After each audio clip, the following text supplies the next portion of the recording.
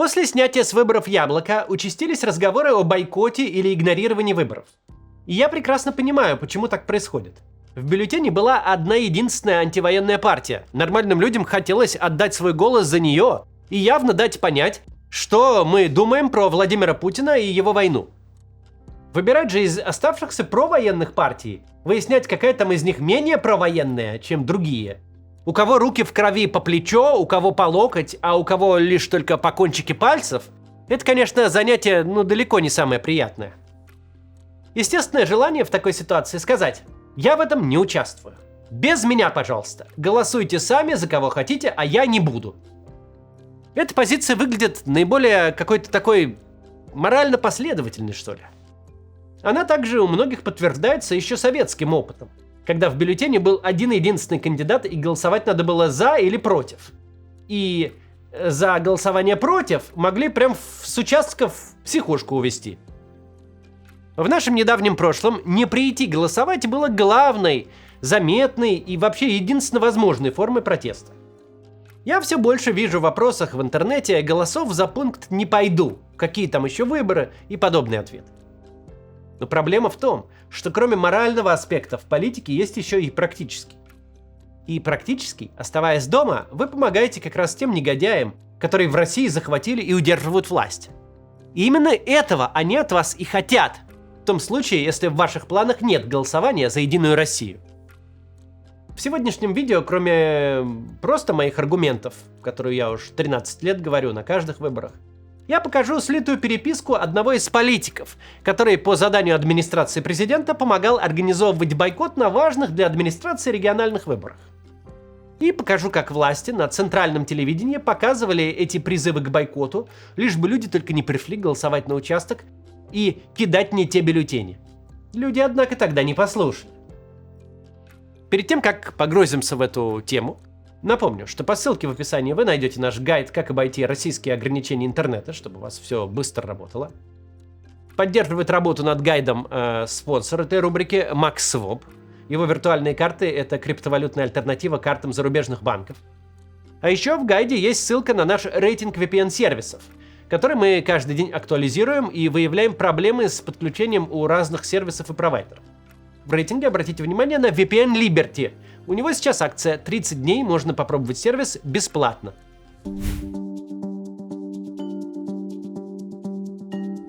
При том, что тактика бойкота не работает, и даже при том, что аргументация ее сторонников не выдерживает критики, если подумать о ней с практической точки зрения, тема эта каждые выборы всплывает заново. Причем всплывает так, будто мы это уж много раз не обсуждали. Будто эмпирически не выяснили, что стратегия эта ошибочна. Почему так происходит? Почему людей, которые рассказывают про бойкот, каждый раз слушают и обсуждают? Есть две причины. Первая такая, что о ней редко вспоминают. Она довольно забавная. Видимо, мало кто хочет лишний раз припоминать собственный возраст и ужасаться прошедшему времени. Но факт в том, что каждый выборный цикл вовлекает в политику миллионы новых людей. 5 лет между парламентскими, 6 лет между президентскими выборами – это очень большой срок. Для многих, кто сейчас пойдет на выборы, голосование за поправки в Конституцию летом 2020 года было в их детстве. Это нам кажется, что разговоры об участии в этом фарсе, о его бойкоте, о том, нужна ли режиму явка и нарисует ли он себе ее не хуже, чем результат, нам кажется, что дискуссии об этом были вот прям недавно. Что мы буквально на днях эту кашу уже жевали. Но многим из наших зрителей, из наших сторонников, из тех, кто сейчас вовлекся в эту дискуссию, кто только заинтересовался политикой и в первый раз пойдет на участок, было 12-14 лет в момент наших дебатов с Навальным на канале Майкла Наки о голосовании за поправки. Пока мы друг с другом жарко спорили в ютубах и твиттерах, наши сегодняшние сторонники смотрели на ютубе прохождение игр у Куплинова. И знать не знали, что в стране-то вообще происходит что-то. Мы живем в застывшей реальности. Десятки лет одни и те же лица. Путин, Миронов, Зюганов, Памфилова.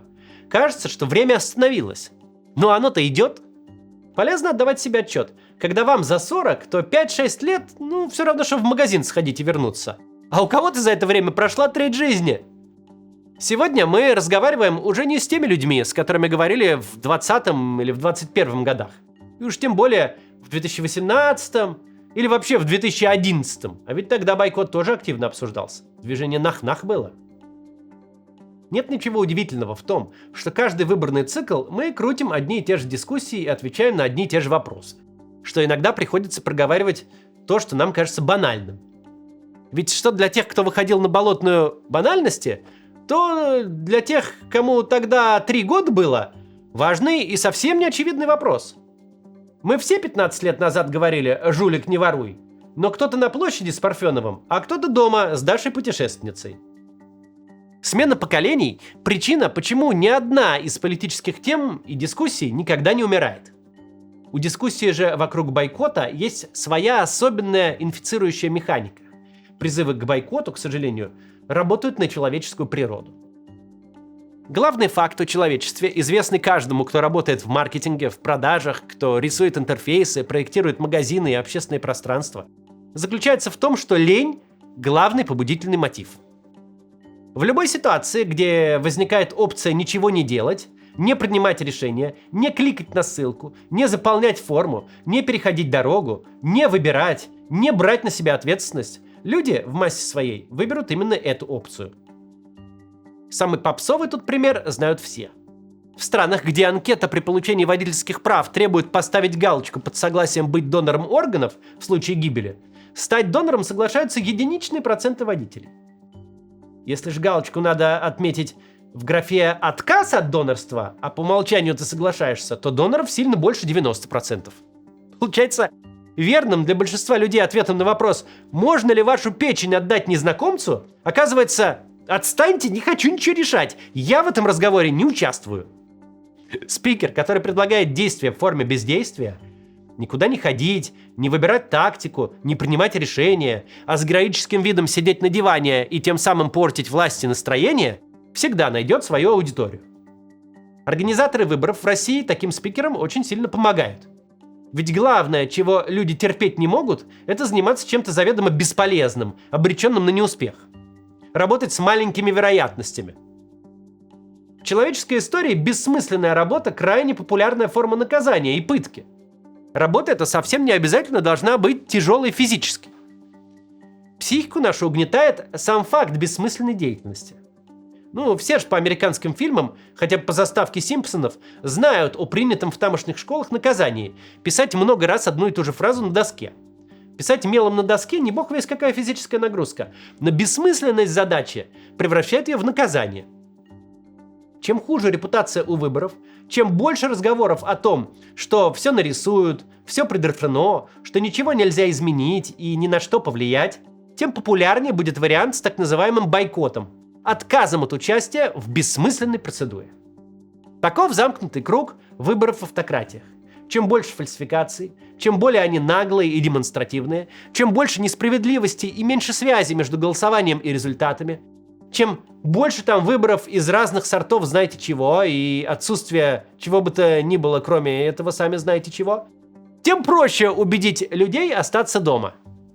Чем меньше настоящих живых избирателей на выборы явилось, тем проще их фальсифицировать, тем хуже они будут выглядеть, тем меньше реальных избирателей придет в следующий раз. А когда нет реальных избирателей, то нет и возмущения, нет протестов по итогам голосования.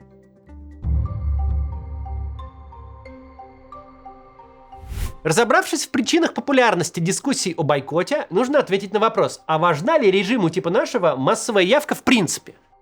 Легитимизирует ли процедуру участия в ней большого количества людей? В принципе, явка, конечно, важна. Но важна явка не абы кого, а подконтрольного электората. Врачей, учителей, силовиков, пенсионеров, сотрудников государственных и близких к государству компаний. С этими людьми государство специально работает. От этих людей ожидается массовое голосование за Единую Россию, даже без всякой агитации. Считается, что их достаточно просто привести на участки. Власть прилагает огромные усилия к тому, чтобы весь школьный коллектив, все отделение больницы, весь колесобандажный цех комбината, вся воинская часть послушно явилась на выборы. Таких людей, которые полностью от государства зависят, которых можно собрать на совещании и заставить прийти на участки, в России много. Госслужащие – 1 миллион человек. РЖД – почти 700 тысяч человек. Педагоги в школах – почти 1,5 миллиона. Организаторам выборов есть с кем заполнить участки. Пустых помещений для голосования, чего как бы пытаются добиться те, кто бойкот продвигает, не будет в любом случае. Совсем наоборот. С точки зрения нашего режима, именно такой вариант – предел мечтаний. Провести выборы вообще без посторонних, исключительно среди тех, кто придет, куда сказано, и проголосует, как они думают, как положено, это идеал, к которому следует стремиться. В любом деле государству нашему мешают исключительно граждане. Сейчас подробнее дальше об этом поговорим. Посмотрим еще на доказательства того, что я говорю. Но сначала реклама. В последнее время все больше новостей о том, что иммиграционная политика США ужесточается. Многие делают вывод, что, мол, переехать туда стало невозможно или слишком дорого. Но за этим потоком информации скрывается совсем другая реальность. США по-прежнему заинтересованы в специалистах и охотно выдают визы талантов. Причем талант по американским законам не обязан иметь мировую известность. Достаточно реального профессионального опыта. Вы можете работать, например, в IT, дизайне, медицине, бизнесе, спорте или, например, выигрывать конкурсы в бьюти-сфере. А может быть, вы вообще придумали уникальный способ по улучшению агротехники или выиграли несколько конкурсов в нейл-арт направлении. Это все считается талантом.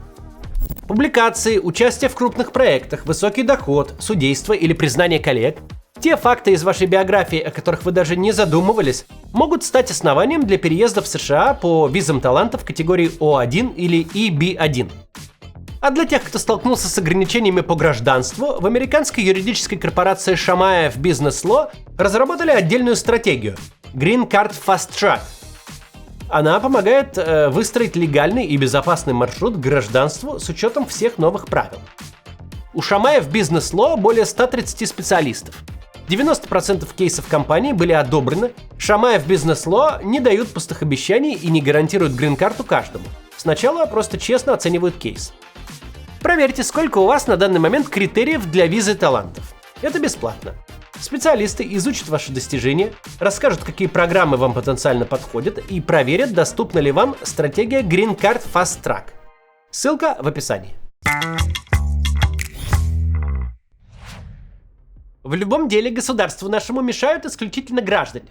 У граждан всегда какие-то вопросы, жалобы, претензии, недовольства. Поведение у них непредсказуемое. Уж тем более на выборах они совершенно не нужны. Ведь если они вдруг проголосуют одним образом, а посчитают это все потом совсем по-другому, то придется оперативно сбегать, чтобы не повиснуть на фонаре. Именно на эту простую задачу исключить граждан из контура выборов работает нехитрая и, к сожалению, каждый раз довольно эффективная политтехнология. Давайте, мол, не легитимизировать выборы своей явкой. Давайте все останемся дома. Ведь если мы все придем, если обеспечим им явку, то они нарисуют результаты от нашего имени. На первый взгляд аргумент крайне убедительный. Но он рассыпается, если задаться вопросом, что мешает тем, кто может нарисовать результат, нарисовать и явку? Что делает столбик в таблице с явкой таким уж неприкосновенным? Если бы можно было создать картинку абсолютно пустых участков, то да, тут могла бы еще идти какая-то дискуссия. Или если бы был порог явки, который обязательно надо пересечь, чтобы выборы были признаны легитимными. Но в наших условиях, с нашим проникновением государства и с тем количеством людей, которые у нас от государства зависят, заведомо невозможно добиться пустых участков. Именно поэтому организаторы выборов каждый раз успешно используют общественную апатию против самого общества. Каждый раз возникают все те же бескомпромиссные борцы и правдорубы, которые заявляют, что никакой честный человек в этом фарсе участвовать не будет, что участие в выборах – это укрепление власти. А те, кто пытается искать какие-то варианты и стратегии, как режиму нашему нанести на выборах побольше ущерба, объявляются коллаборантами, которые готовы с шулером в карты играть. Идея участия в выборах активно инфантилизируется. Дескать, ну что вы наивные, как дети? Опять вы ведетесь на эти разводки, опять во что-то верите, опять думаете, что можете что-то там изменить. Вот мы, прожженные жизнью люди, единственные, кто скажет вам правду. Эта власть сильна как никогда. Пофиг ей на ваше голосование. Все равно нарисует что угодно, в нее только разве что гранаты кидать. Всякий раз оказывается, что эти певцы радикализма, непримиримой борьбы и неучастия в играх, а уж тем более кидание куда-нибудь гранат, оказывается, что живут они почему-то все в Канаде. Ну или они оказываются такими людьми вроде ныне покойного Никиты Исаева. Никита Исаев – это персонаж необычный. Ну как, при жизни он был как раз довольно обычным. Играл роль либерала для битья в телеэфирах, ездил по стране и проводил какие-то встречи. Необычен он тем, что его убила новичком та же группа отравителей, которая позже пыталась убить Алексея Навального. Это смогли установить и доказать журналисты, проследив за перемещениями группы. Почему его убили, так до сих пор остается неизвестным. До того, как умереть от рук чекистов, Исаев был лояльным и говорил, что следует. После смерти один из его политтехнологов опубликовал переписку с ним. Видео политтехнолог кто-то удалил, но я его еще тогда сохранил для себя, потому что случай, прям больно уж наглядный. Методички просты как репа. Посторонний народ не должен прийти на участки. Это главная задача аппарата управления перед выборами. Что этот посторонний народ будет думать себе, сидя на диване, это дело его. Политтехнолог тот, однако, выложил аудиосообщение Никиты Исаева. Дело было в Хакасии в 2018 году.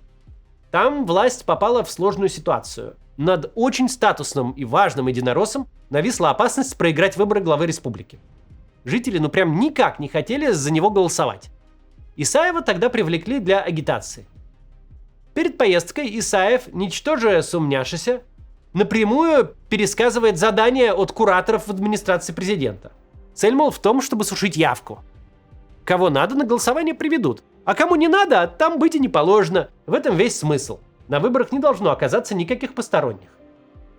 Активное продвижение бойкота, которое выглядит как принципиальная антивластная позиция разочарованного кандидата, оппозиционера из Москвы, это, с его слов, прямое, значит, участие в выборах того, кого власть запланировала избрать. Своего кандидата они изберут при какой угодно явке. По сути, они меня попросили это сделать. Они сушат явку, чтобы было понятно, потому что Зимин, не воспринимая никакой категории, у них есть ядерная, им нужно, чтобы никто больше не пошел.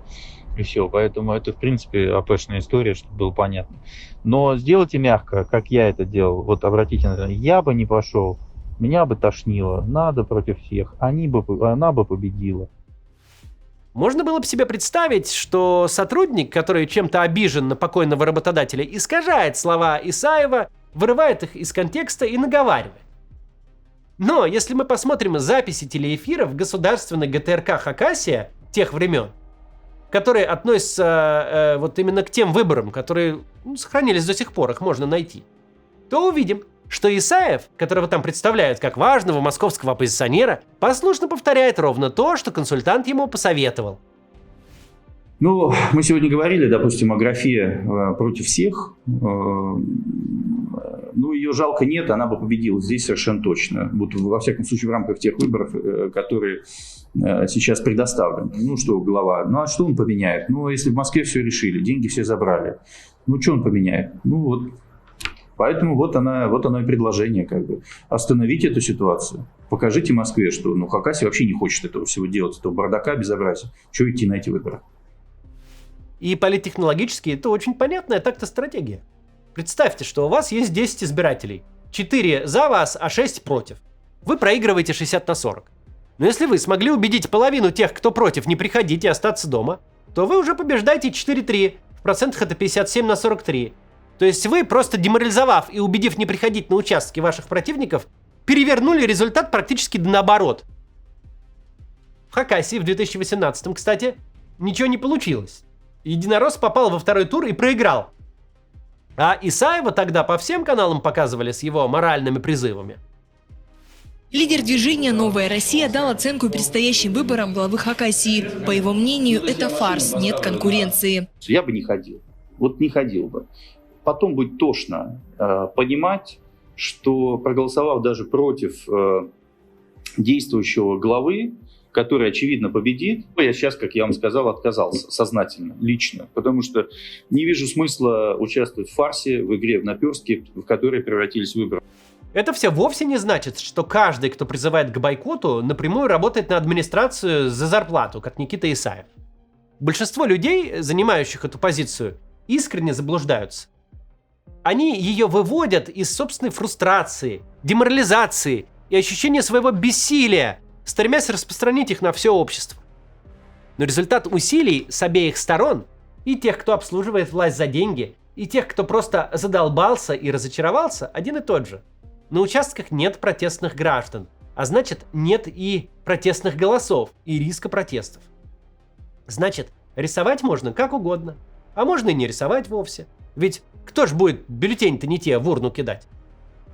Мы это точно знаем из опыта, много раз проходили.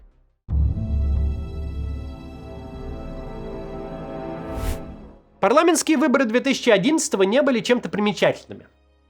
Переписаны были не хуже, чем выборы 2007 года, чем выборы Медведева в 2008.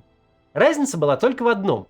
В 2011 живые люди на выборы пришли, проголосовали и увидели, что это такое, увидели, как их голоса украли.